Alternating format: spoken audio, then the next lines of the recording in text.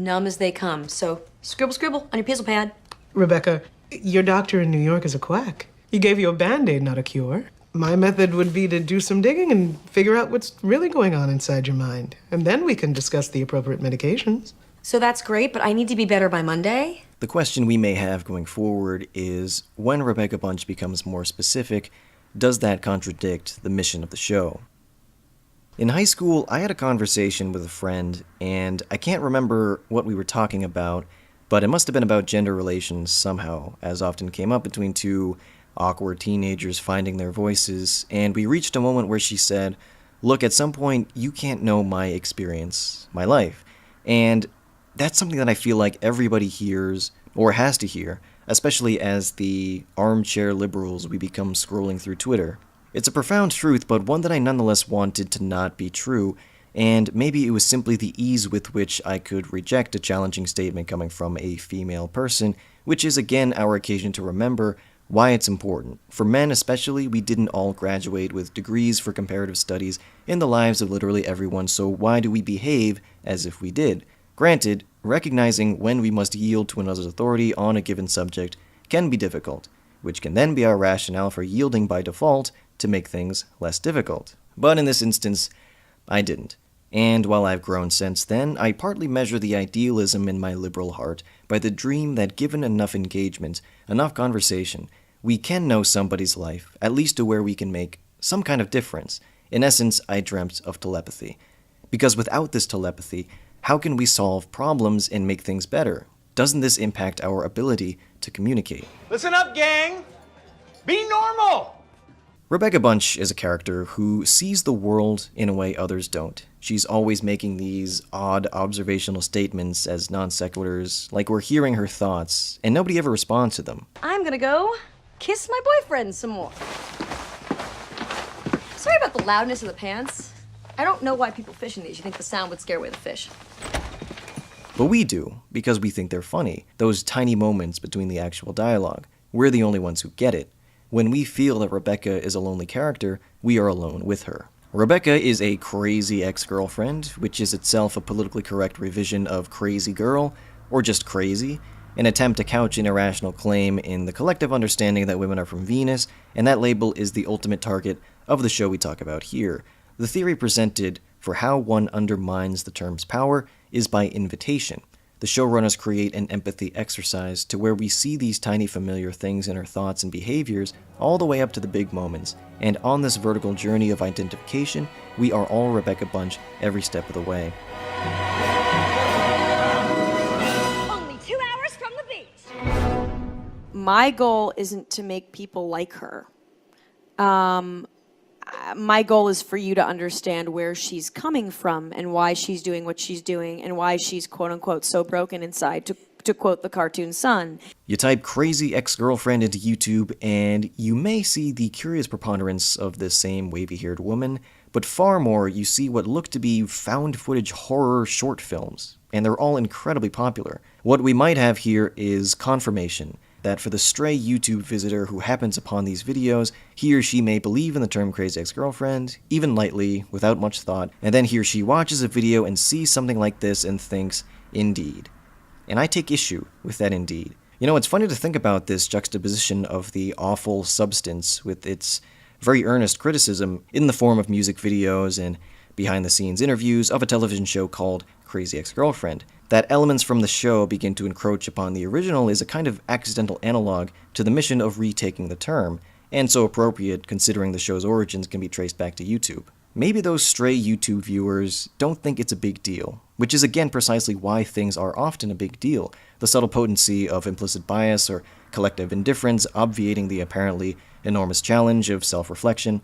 But if language is to function, words must have meaning, and so we ask what is the effect this term has on people. An author named Dylan writes this for the radical notion: even in the breakups I have experienced, I am constantly examining my behavior towards my ex. Will he think I'm crazy if I check in on him? Will he think I'm crazy if I still want to be friends and work through our challenges? Will he think I'm crazy if we still keep in touch via social media?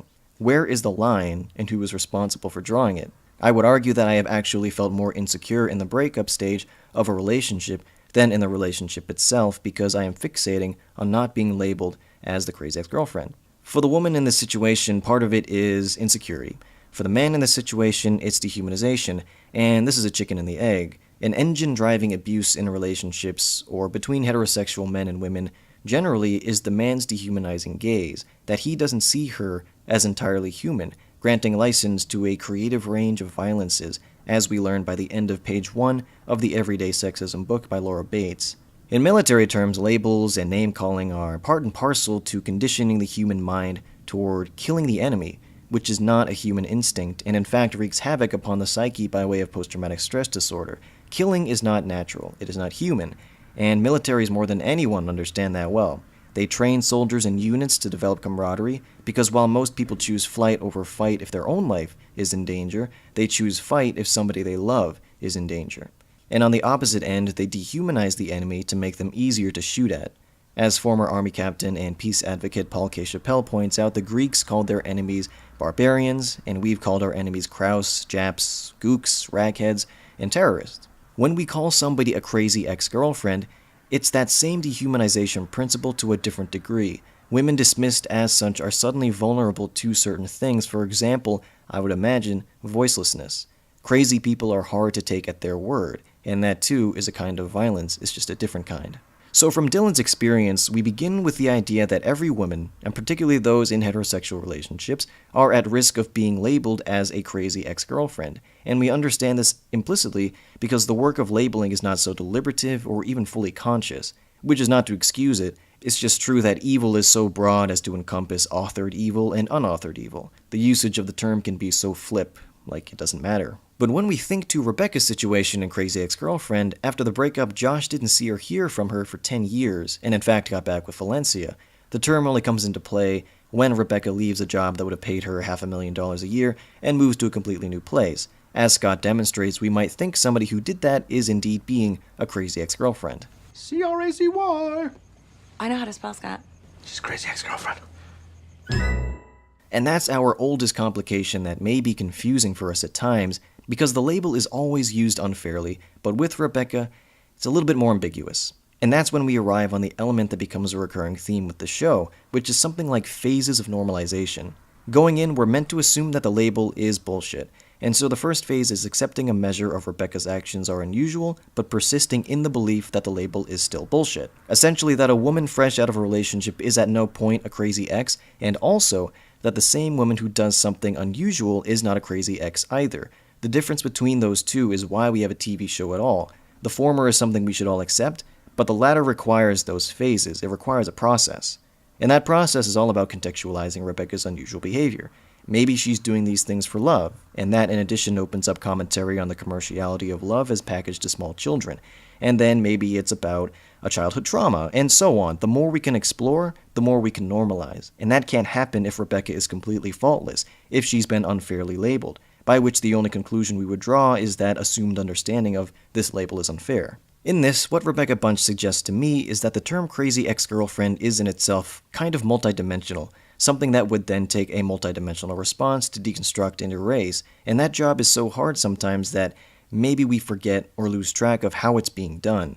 Really, the term should be irrational ex-girlfriend or disagreeable at all behavior ex-girlfriend, but then it co-opts that term crazy, which provides an additional complication. And so I think the reason why I might lose sight or conception of how the show functions in response is because it's addressing the irrational ex-girlfriend myth, as well as our persistent use and abuse of the word crazy, and on top of that, discussing mental illness. And I think structurally the first half, seasons 1 and 2, primarily focus on the irrational end of things, while the second half will theoretically lean toward the mental illness. So there it is again, that confusion of terms. When it's laid out like that, we wonder why discuss mental illness at all.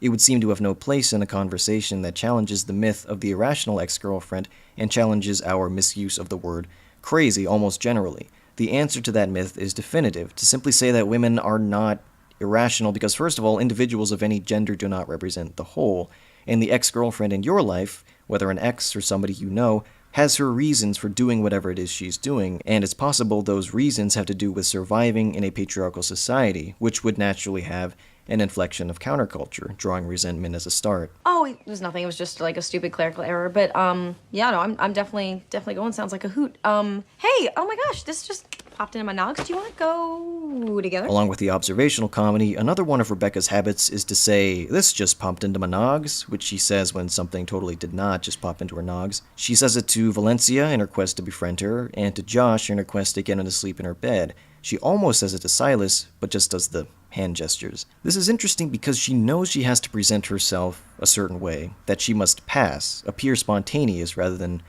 whatever it is she is. It's almost insidious, but it's a blend of manipulation and knowing shame. She can't express the truth of herself because that would undermine her various missions, and she can't express that truth because she knows it's unacceptable. Do we do this too? Are there things we're ashamed of that we would articulate with practiced deception? I'm thinking about the different masks we wear depending on where we are on a given day or who we're talking to. That's Rebecca on the outside, and we also get a strong glimpse of what's going on inside via the musical interludes. Of course, her active imagination would manifest as musical numbers which have that performative aspect. Always performing, Rebecca is an actor, especially in Season 1, where she was balancing a lie about what brought her to the Cove. And when you're an actor, you have an audience, and sometimes she conjures people to perform to, but is regardless always staring at her reflection, shaping her identity based on how it's perceived by other people. And as we learned in episode 115, these numbers are also how Rebecca makes sense of the world. It's an escape into a familiar language, and it's also an escape to something that, as she says, made her feel a mother's love. The feeling of performing, even in the background, is emotional sustenance she's deprived of. So what we find is that these numbers are actually a very deep insight on the character, that for Rebecca, these are very personal. Which also exists on the surface, because they often feature or speak to very personal experiences, the kinds of things we were led to believe are too everyday or undignified to see reflected by television. Not having friends, depression, self-hatred, meta-self-hatred, despair, fantasizing about being cool, being haunted by memories, having a breakdown, having friends, being petty, and being desperate for self-assurance. There's a good chance we can identify with at least one of these, because that's by design. Let's take a closer look at one of these. Research Me Obsessively from episode 207 has Rebecca and Valencia internet stalking Josh's new girlfriend for 3 days straight with an almost sexual intensity. That's something we might have thought of as crazy in the way we'd throw that term around. At first glance, it is not rational or healthy behavior, any more than what's displayed by those Blair Witches of YouTube. So part 1 is the deconstruction, which is providing context for the actions in question. In this case, Research Me Obsessively is quintessential for when people praise the show for being all too relatable. The number appeals to a near-universal experience, really that impulse, and one that's specifically kind of shameful, which we usually end up regretting later. Rebecca and Valencia are drawn in, essentially seduced by an online persona, and of course it's really about feelings of rejection and inferiority. How did they get there? Why are they doing this? These are the questions we would ask about somebody embodying crazy behavior, and they're answered here. Rebecca and Valencia's motives are presented, and again, what's so important is that it's logical, not necessarily likable. That's a standard for normalization, which is what may lead to likable or to sympathy later on. Understanding presages empathy. Of course, there are the universal elements and the specific. For example, about 3/4 of the audience saw the sexy Getting Ready song and most likely identified with it, where the remaining quarter, including myself, was as horrified as Nipsey Hussle here. So that's where We Tapped That Ass or You Go First come in for me. I identify with those, and the moments I don't identify with don't nullify my identification, because I know I'm not this character. What's with this one? She sings to herself all day. No one knows why.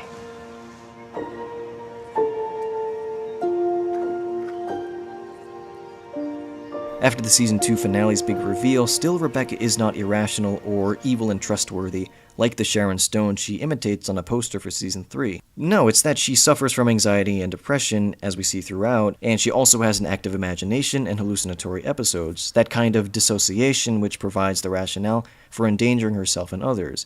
It is not a justification or an excuse or anything, but a reason why, and it's something we see. And so that reason, though its substance is as of yet unknown, no matter what it turns out to be, it stands as a replacement to a narrative ascribed for her by the patriarchal society that isn't necessarily a physical infrastructure, though it is, but whose blueprint exists to varying degrees in the hearts of each of us. Where we might be quick to label Rebecca or anybody like her, we have something that blocks that label from shaping her narrative. What's so remarkable is that we will eventually perceive episode 204 in 3 different ways, specifically in the relationship between We Tapped That Ass and Rebecca burning down her apartment. First, it's the surface values. It's an incredibly entertaining dance number and a really funny song, and the comedy is augmented by Rebecca's reaction. We feel that self-loathing, and so it all makes sense she's so upset by the number that she accidentally burns her apartment down. Like with Research Me Obsessively, we can accept this because of the immediately provided context. Second, after the season 2 finale, we go back to this moment armed with the knowledge that burning down her first West Covina home wasn't an isolated incident. She clearly isn't just a girl in love, she has underlying issues to address, and what this changes is the nature of her memory spirits, that they aren't figurative storytelling tools or instances of magical realism, but hallucinations. But in fact, it doesn't really change anything at all. It's still We Tapped That Ass that primarily motivates her to this extreme action. We just understand why she takes the extreme action, where we most likely wouldn't do the same. And each new perception meaningfully builds on the last. We take from the first experience the power of its comedy, and I think it's okay that the sequence is still funny because that's our passport to identification. And the third perception is essentially the same as the second, but with an even better understanding of the situation. As it's been teased, we will know Rebecca's psychiatric diagnosis in Season 3, as Rachel Bloom and Aline Brosh McKenna have spoken to a therapist to figure it out. And so this is a discreetly new step, despite that what's important is that, again, it doesn't change anything. That you, the viewer, have understood Rebecca's pyromania twice over in different contexts. Adding the third, with specific real-world analogs, should not change that understanding. And that's the mission of the show, as far as I see it. Phases of normalization. A little bit more discovery each time, testing your tolerance while also training it. When I rewatched episode 204 most recently, I had this realization, armed with that deeper knowledge of Rebecca, and watching her face, that she reminds me of people from my life, people who seem to have had problems under the surface, and the number one characteristic about these people, which they didn't choose for themselves, is that they're very easy to ignore and avoid. And the older I become, the more I think back to those missed opportunities to reach out to someone. And maybe it's unfortunate that I need a fictional character as an intermediary for real people. But works of art are the abstracted medium for communication between artist and audience. Rebecca Bunch is not a perfect one-to-one to Rachel Bloom, but she represents a truth that Aline Brosh McKenna and Rachel Bloom wanted to express. Life is short and busy, and for the Americans watching, we're apathetic. We can't depend on school to teach us about the nature and existence of every perspective on Earth, despite that each of those perspectives should be considered. So that's where art comes in, with the power to connect our emotional response to an effective narrative with an important and suddenly compelling subject matter. And in this case, that subject matter is mental illness. As this Everyday Feminism article points out, 1 out of every 4 adults and 1 out of every 5 teenagers in the United States will experience mental illness in a given year, and that's tens of millions of people. There's such a stigma around mental illness to where people don't seek help, and if their symptoms were more normalized in society, maybe they would. Also, maybe if the word crazy wasn't used so flippantly, as symptomatic of a general insensitivity when it comes to those with mental illness. And a lot of it is a matter of education, and it's hard to educate oneself in a vacuum. So we go to school, and we experience works of art, we talk to people, we research as those armchair liberals scrolling through Twitter. We're faced with an overabundance of information on any given subject, and I think that to optimally navigate that abundance, to stay focused, we have to begin with the right motivation. In this case, it behooves those of us without mental illness to learn enough about it to at least not be insensitive about it, even accidentally. And what the fictional Rebecca Bunch does is provide us that emotional motivation. She helps us understand why it's important, and she connects us to the other in question. When we arrive upon Rebecca's diagnosis, we'll be arriving there with her, having witnessed and understood her various motivations through the first 2 seasons. But as the character narrows with specificity, moving from the universals of the sexy Getting Ready song and Research Me Obsessively to stays at psychiatric facilities and arson, we are in one sense moving away from her. So I think that there's a line where identification and empathy stop and only empathy persists. But the equation still holds true. The focus of the show is threefold, being the irrational plus the crazy pejorative plus mental illness, the problem area being the mental illness, and the mental illness and the irrational parts of this equation interact to solve the crazy pejorative in a definitive way. And because of that interaction, the arrival we make, I don't see this divergence of identity and empathy as a problem. In fact, it's probably better described as an alley-oop, and it feels actually all too natural, and then, embarrassingly, maybe obvious. When the mission of the show is to make you, the viewer, feel solidarity, feel less alone because somebody else has had similar experiences, you're then vulnerable to the next thought, feeling that solidarity and then realizing so many others could be just like this and just like you. Ultimately, that you are not alone is a two-way street.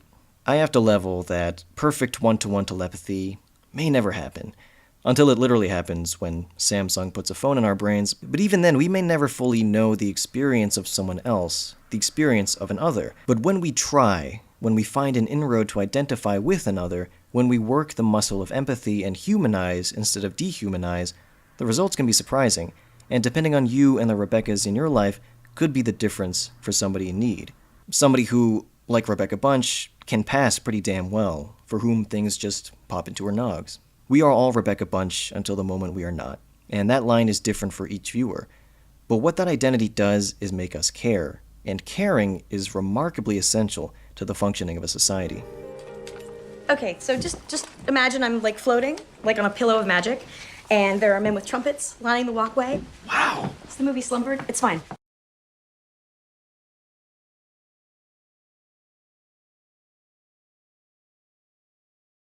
Which can then be our rationale for yielding by default to make things less difficult. But in this instance, I didn't. And while I've grown since then, I partly measure the idealism in my liberal heart by the dream that given enough engagement, enough conversation, we can know somebody's life, at least to where we can make some kind of difference. In essence, I dreamt of telepathy. Because without this telepathy, how can we solve problems and make things better? Doesn't this impact our ability to communicate? Listen up, gang. Be normal. Rebecca Bunch is a character who sees the world in a way others don't. She's always making these odd observational statements. The theory presented for how one undermines the term's power is by invitation. The showrunners create an empathy exercise to where we see these tiny familiar things in her thoughts and behaviors all the way up to the big moments. And on this vertical journey of identification, we are all Rebecca Bunch every step of the way. Only 2 hours from the beach. My goal isn't to make people like her. My goal is for you to understand where she's coming from and why she's doing what she's doing and why she's quote unquote so broken inside, to quote the cartoon Sun. You type crazy ex-girlfriend into use as non sequiturs, like we're hearing her thoughts, and nobody ever responds to them. I'm gonna go kiss my boyfriend some more. Sorry about the loudness of the pants. I don't know why people fish in these. You think the sound would scare away the fish. But we do, because we think they're funny, those tiny moments between the actual dialogue. We're the only ones who get it.